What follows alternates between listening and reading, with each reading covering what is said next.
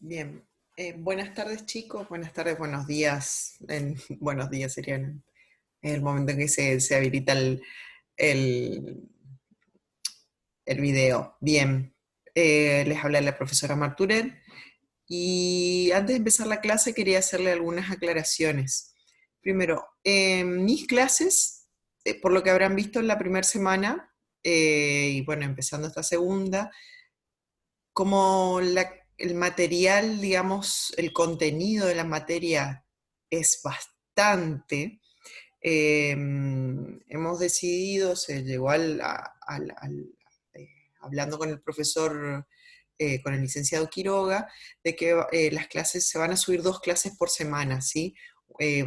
La profesora Rico va a subir los días lunes y mis clases van a ser subidas o van a estar habilitadas los días miércoles a partir de las 10 de la mañana, así que sería el horario que tendrían habitualmente si las clases serían presenciales. Y por otro lado, quiero que les quede, o sea, quiero que esto lo vayan tomando en cuenta de acá, o sea, a partir de ahora en las próximas consultas, que con la profesora Rico vamos a responder las consultas de ustedes hasta el día viernes. Y viernes inclusive hasta las 5 o 6 de la tarde. Si ustedes llegan a enviar alguna consulta luego de ese horario o un día sábado o un día domingo, no se los va a responder hasta el día lunes, ¿sí, chicos? Eh, Así como ustedes probablemente trabajan, estudian y demás, los fines de semana ustedes no tienen clases. Está bien, esto es virtual, pero ven las clases cuando ustedes pueden, pero si seguimos las clases, si tendríamos las clases, digamos, normalmente días sábado y domingo ustedes no tendrían clases, ¿sí? Así que eso les voy a pedir que respeten, no se pongan mal si no se los responde, si no se les responde en el momento, eh, pero tengan en cuenta que hicieron la consulta, si realizan la consulta un día sábado o un día domingo o un día viernes a las 9 de la noche, ¿está? Quiero que quede eso claro nada más y no se molesten por ese tema. Fue algo que nos olvidamos de aclarar. Bueno, entonces aclarado esto, vamos a empezar con el tema de hoy, que son las interacciones farmacológicas. Hasta ahora vieron todo lo que es el concepto de fármaco, vimos lo que era farmacodinamia con la profesora Rico, farmacocinética, y hoy vamos a ver las interacciones farmacológicas. Se denomina interacción farmacológica a la modificación del efecto de un fármaco causado por la administración conjunta de otro o más fármacos o bien por alimentos u otras sustancias. Esto generalmente ocurre en aquellas personas que deben tomar diferentes fármacos según la patología que tengan o hasta incluso uno en la vida diaria por automedicación. Sin darse cuenta, consume varios fármacos en un día. Qué sé yo, por darles un ejemplo. Nos levantamos con dolor de cabeza, nos tomamos un analgésico, eh, o al mediodía, para que sea más claro, al mediodía tomamos un analgésico para que nos calme el dolor de cabeza y a la media hora o a la hora ya estoy consumiendo un antiácido porque me cayó mal el alimento y a su vez consumí alimentos, ¿sí? Porque las interacciones que pueden afectar el efecto del fármaco no solo van a ser los alimentos, sino que muchas veces están dadas, perdón, no solamente son por otros fármacos, sino también están dadas por otras sustancias o alimentos que consumimos, ¿sí? Entonces, lo mismo que les vine diciendo, eh, el medicamento puede tener una interacción, digamos, con otro medicamento, con alimentos, con algún suplemento vitamínico que estemos consumiendo, o por alguna afección clínica también, eso hay que tener en cuenta la patología que puede llegar a presentar el paciente.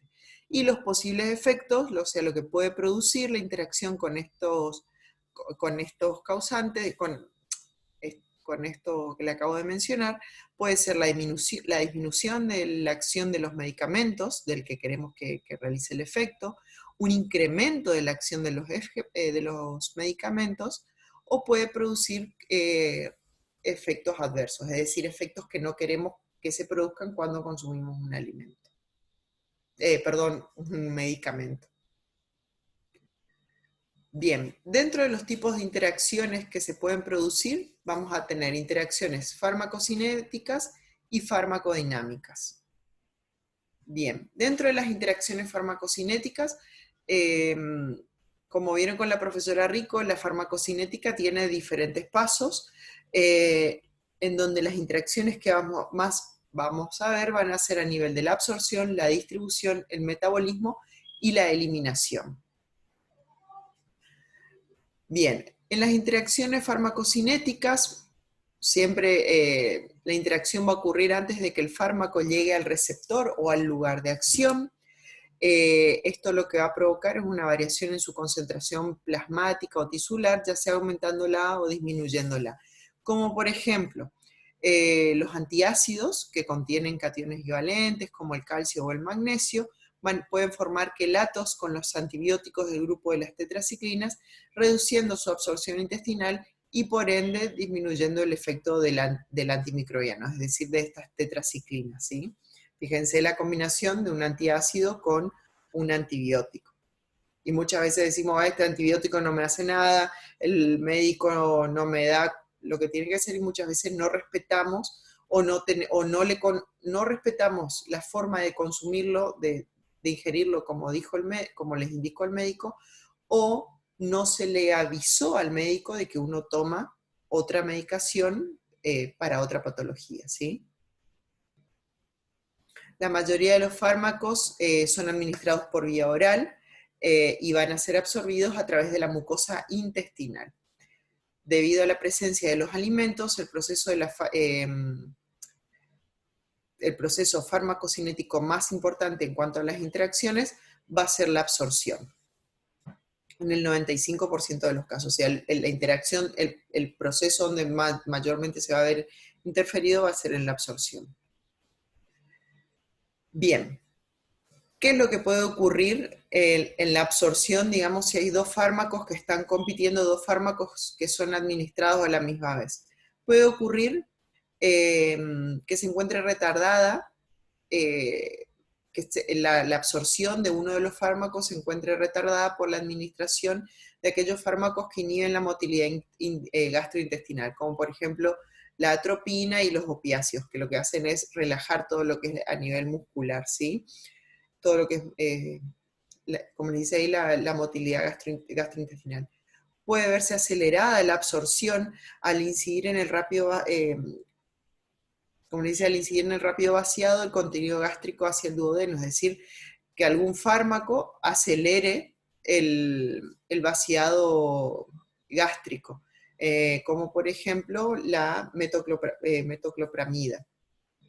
Se puede ver también retardada la absorción al administrar fármacos que forman un complejo insoluble con otro fármaco, como por ejemplo las sales de calcio administradas con las tetraciclinas, lo que hablamos recién del ejemplo del antiácido.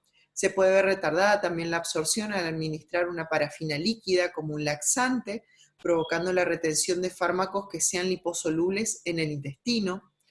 Puede verse retardada también la absorción del fármaco por la acción vasoconstrictora de la adrenalina, junto con anestésicos locales en infiltraciones locales también, ¿sí? Fíjense que de nuevo la absorción se puede ver retardada, la absorción del fármaco retardada o acelerada. Por eso, siempre acá en este caso hablando de interacciones fármaco-fármaco. La distribución también se puede ver alterada, por lo que vieron con la profesora Rico, el fármaco cuando se distribuye se puede viajar, digamos, libre en el plasma, se puede distribuir en el agua intersticial o en el agua intracelular. Y se fija siempre reversiblemente por unión a la albúmina, a otras proteínas plasmáticas, y se puede acumular también en los tejidos. Entonces, en la distribución, digamos, cuando un fármaco compite con otro por la unión a proteínas plasmáticas, puede ocurrir dos cosas. Que uno de los fármacos se administre en una dosis suficiente para garantizar que se una, digamos, para que garantice su unión a las proteínas plasmáticas, de manera que la proteína estuviera ocupada. O puede ocurrir que el segundo fármaco que se administre se encuentre unido a proteínas, de manera que inhiba la unión a esta proteína y evite la distribución así del fármaco, es decir, que se una a otra proteína y a su vez evite su distribución. Ejemplos de ellos, bueno, en realidad siempre en la distribución siempre va a haber, generar una competencia por unión a las proteínas o a los tejidos. El que se encuentre generalmente en mayor cantidad o que tenga mayor afinidad por la unión a la proteína va a ser el que se va a encontrar unido. Entonces, por competencia con unión a la albúmina plasmática, vamos a tener el caso, por ejemplo, de los salicilatos, los AINES, las sulfas, las benzodiazepinas, pueden potenciar el efecto de la sulfonilurea, el metotrexato y los demás fármacos. ¿Por qué? Porque los salicilatos, los AINES, los que nombré primero, se van a unir fuertemente a la proteína, dejando las fracciones libres de estos medicamentos y de esta manera potenciando su acción, ¿sí? Algo similar también ocurre por unión a las glicoproteínas, el caso de las carbamazepinas y propanolol, en el caso de ellos se potencian entre sí, y por la unión a tejidos, el caso de quinidina o dialtiazem, que potencian el efecto del digital. Todos los nombres que les estoy dando son ejemplos. Lo que yo quiero que ustedes entiendan es que las interacciones se van a dar en cualquiera de los diferentes puntos y que pueden existir, ¿sí? No quiero que se sepan estos nombres de memoria, pero sí que existen y que a la hora de pensar en un paciente o a la hora de pensar en la administración del medicamento al paciente que está viniendo, se le está administrando varias drogas, tener en cuenta, tener bien el registro de cuáles son los medicamentos que se le está aplicando, ¿sí? O que está consumiendo. Bien. Otro punto importante de las interacciones, bueno, en la farmacocinética es el metabolismo. El metabolismo de los fármacos se da principalmente en el hígado. Todo esto lo vieron con la profesora Rico. En ese metabolismo se da en una fase 1 y una fase 2. En la fase 1 se da en el retículo endoplasmático del hepatocito, donde se producen reacciones de oxidación, de reducción. Aparece la citocromo P450, y diferentes enzimas, ¿sí? La idea es cambiar, transformar ese compuesto en un metabolito para que sea fácilmente eliminado, ¿sí? Y en la fase 2, que ocurre en el citosol del hepatocito, hay conjugaciones con el ácido glucurónico, sulfato o glicina para hacerlo más hidrosoluble, ¿sí? Como resultado final, como les dije recién, obtenemos metabolitos más hidrosolubles para la excreción y metabolitos menos tóxicos. En algunos casos, en otros casos podemos llegar no conseguir, pueden llegar a producirse metabolitos más tóxicos todavía, pero eso es en otro caso. En el caso de las interacciones farmacocinéticas en el metabolismo, lo que puede ocurrir es que dos o más fármacos utilicen las mismas reacciones de metabolización. En estas interacciones, ¿qué puede ocurrir? Que haya una inducción enzimática, es decir, que haya una activación mayor de las enzimas, lo producen los barbitúricos, el etanol, o que haya una inhibición enzimática, como lo hacen las isoniacidas o el metronidazol. Y el último punto de la farmacocinética es la excreción. Ustedes vieron que los fármacos pueden ser eliminados por diferentes vías. Una de ellas es la biliar, mediante el ciclo enterohepático, y una de las maneras en las cuales se puede ver afectado, puede haber una interacción, es a nivel de justamente en este ciclo, en el cual el ejemplo que les doy es el caso de los antibióticos que reducen la hidrólisis del conjugado de estrógeno. Esto hablamos de una interacción antibióticos anticonceptivos, ¿sí? En este caso, los antibióticos reducen la hidrólisis del conjugado de estrógeno, impiden la reabsorción del mismo en el ciclo enterohepático y de esa manera reducen la efectividad de los anticonceptivos. Es por eso que si leyeron alguna vez los prospectos de los anticonceptivos orales, indica que en el caso de estar tomando antibióticos en ese periodo, tratar de cuidarse, sumar otro tipo de anticoncepción,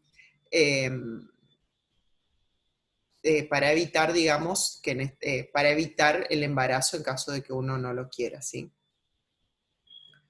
El otro tipo de eliminación es por vía renal, de eliminación de fármacos es por vía renal, y la eliminación a nivel renal se realiza mediante la filtración glomerular o a nivel de los túbulos mediante la secreción. ¿Sí? En el caso de los fármacos, la secreción tubular se realiza, en el caso de los fármacos más que nada ácidos, se realiza la secreción a nivel tubular, ¿sí? Donde donde los cationes, es decir, los componentes con carga positiva tienen una mayor afinidad para ser secretados que aquellos que tienen carga negativa como los aniones. En este caso, a nivel de la secreción tubular, lo que ocurre es que todo fármaco, según el estado de ionización por acidez, que esto lo logra en el proceso de metabolismo, digamos, en el hígado, puede presentar interacciones con otro, evitando su excreción y de esa manera aumentando sus niveles en sangre, en caso de que querramos potenciar el efecto de algún fármaco. En este caso, el ejemplo que les doy es el de la penicilina con el Prevenacid, donde la penicilina es la que es absorbida y el otro fármaco es el excretado, ¿sí? Otra manera a nivel de excreción es mediante la modificación del pH ácido urinario. Fíjense que hasta ahora venimos diciendo que todos los fármacos ácidos van a ser los que van a ser eliminados con carácter ácido. Si se produce una modificación del pH urinario, podemos también establecer cuáles van a ser los fármacos que van a ser mayormente eliminados con respecto a otros. Ejemplo, bueno, la alcalinización de la orina va a facilitar la excreción de fármacos ácidos, como por ejemplo cuando se trata de una intoxicación por barbitúricos, se lo trata con bicarbonato que provoca la alcalinización de la orina y de esa manera facilita la eliminación de los metabolitos de estos barbitúricos.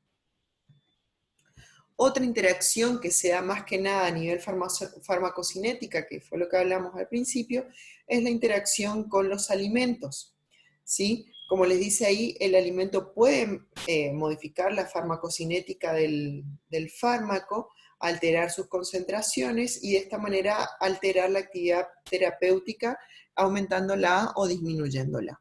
Es por ello que muchos fármacos, muchas veces los médicos o las indicaciones son que se consuman antes o después de las comidas, ¿sí? O muchas veces no produce ningún efecto. Bien, ¿dónde se puede haber afectado el fármaco? Bien, en la liberación de un medicamento, el proceso de liberación, ya sea se va a haber modificado según el pH que produzca el pH del alimento, la motilidad que genere o las secreciones gastrointestinales.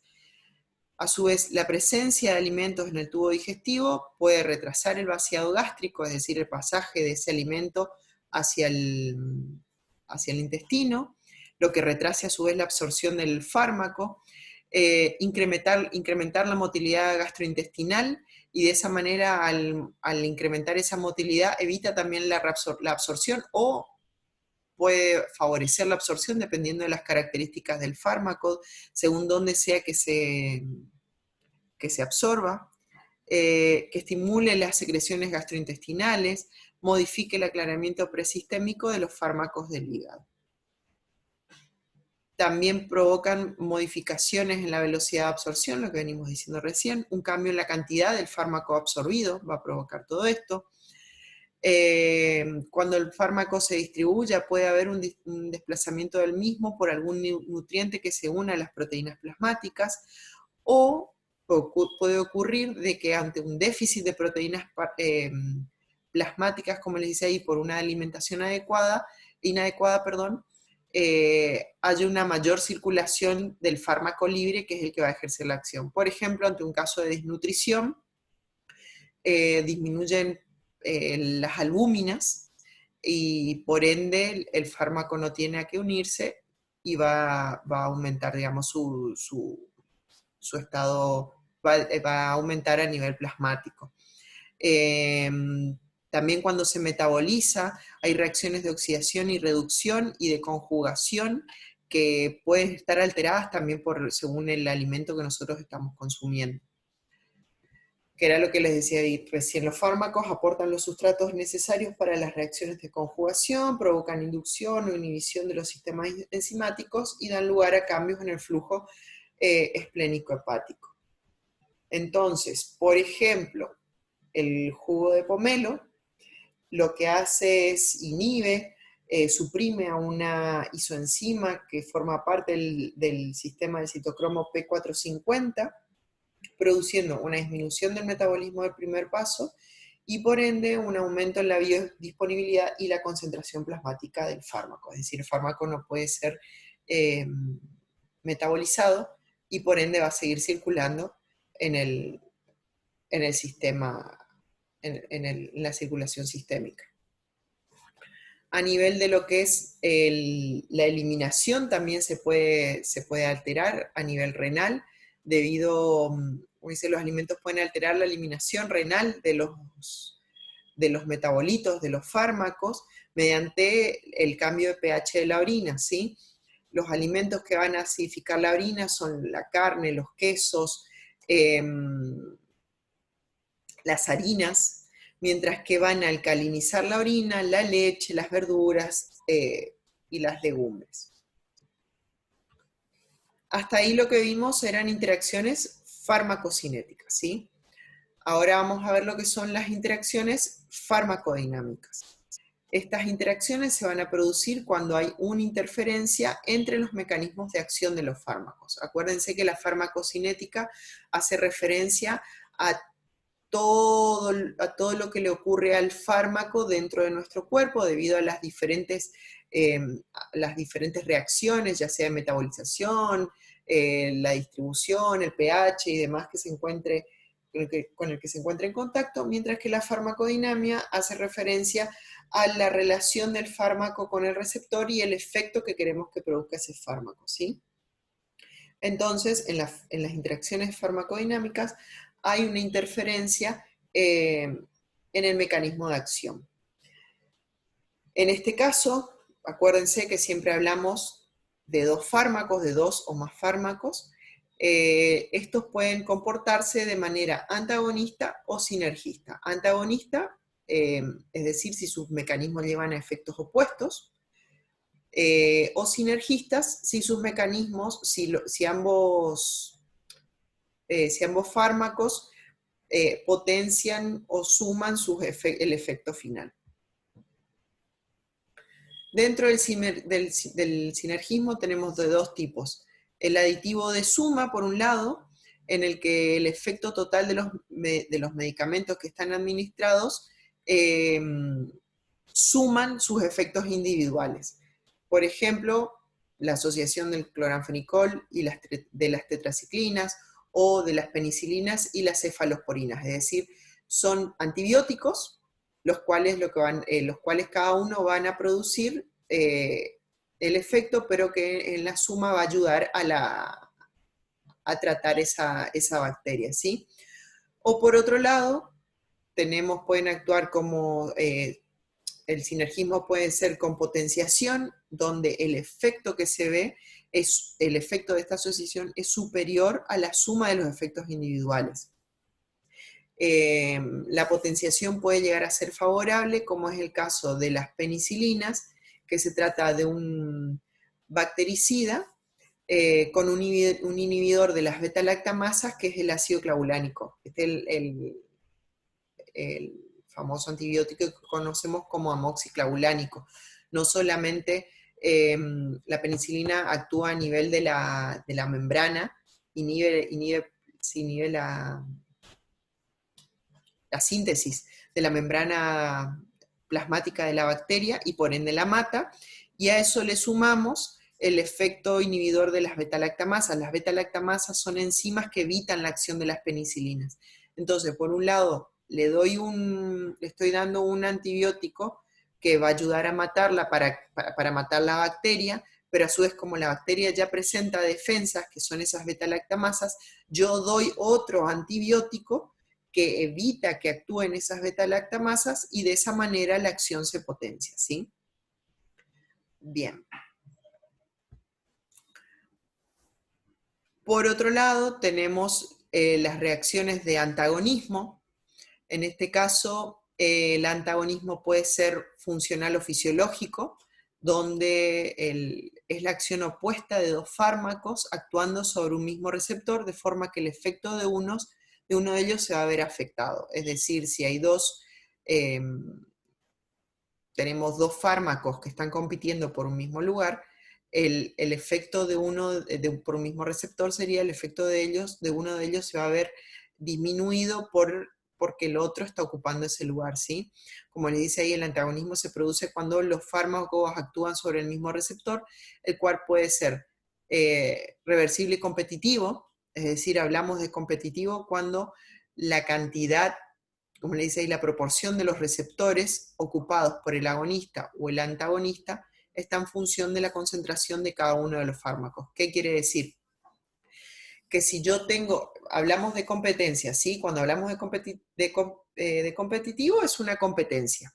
En este caso va a ganar el que se encuentre en mayor concentración. ¿Qué quiere decir? Que va a ganar, se va a unir al receptor el que se encuentra en mayor concentración, porque es el que va a ganar en cantidad, por así decirlo. Por otro lado, el antagonismo puede ser irreversible, y ahí ya no hablamos, puede ser irreversible, donde se puede producir una inactivación por parte del fármaco antagonista cuando éste va a ocupar los receptores disponibles para el fármaco que va a producir un efecto, prediciendo así esta ocupación que el efecto máximo va a ser menor. ¿Qué quiere decir? Que si yo tengo dos fármacos, un agonista y un antagonista, si el antagonista está en mayor proporción, se va a unir y por ende el efecto del otro va a ser menor, más o menos lo que venimos diciendo. Antagonismo puro es cuando el fármaco presenta afinidad por el receptor, pero su actividad es nula, o sea, no produce ningún efecto sobre la célula.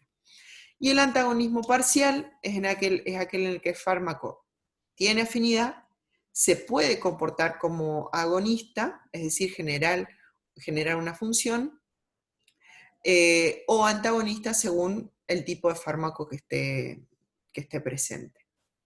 Un ejemplo a nivel de receptor se produce cuando les dice ahí los antagonistas de los receptores beta disminuyen la efectividad de fármacos broncodilatadores como el salbutamol, que es agonista de los receptores beta. Bien, yo sé que todos los ejemplos que les di le va a sonar en chino porque no estamos viendo todavía los grupos de fármacos, ni cuál es su acción, ni dónde funcionan, ni qué es lo que hacen. Pero la idea es que entiendan de todo esto es que los fármacos no podemos darlos 2 o 3 o 4 porque sí, sino que muchas veces se les da diferentes fármacos en diferentes horarios, antes, después de las comidas, o si tiene una determinada patología, no se les va a dar un determinado fármaco. ¿Por qué? Porque se producen todo este tipo de interacciones que les vine contando. Entonces lo importante de todo esto que tengan en cuenta, porque a la hora de que ustedes vayan a realizar la práctica o estén trabajando, muchas veces hay que tener en cuenta cuáles son los fármacos que estamos dando, los mecanismos de acción que provocan y a qué nivel van a ser absorbidos o dónde van a producir su efecto, de manera de no interferir por ahí con la acción de otro fármaco que ya se le esté administrando o a la hora de administrarlos en forma conjunta, tener en cuenta eso. También es muy importante las intoxicaciones, como les mencioné en uno de los ejemplos, y no solamente los fármacos, sino también los alimentos. Bien, esta es la clase de hoy y nos estaremos viendo la próxima semana.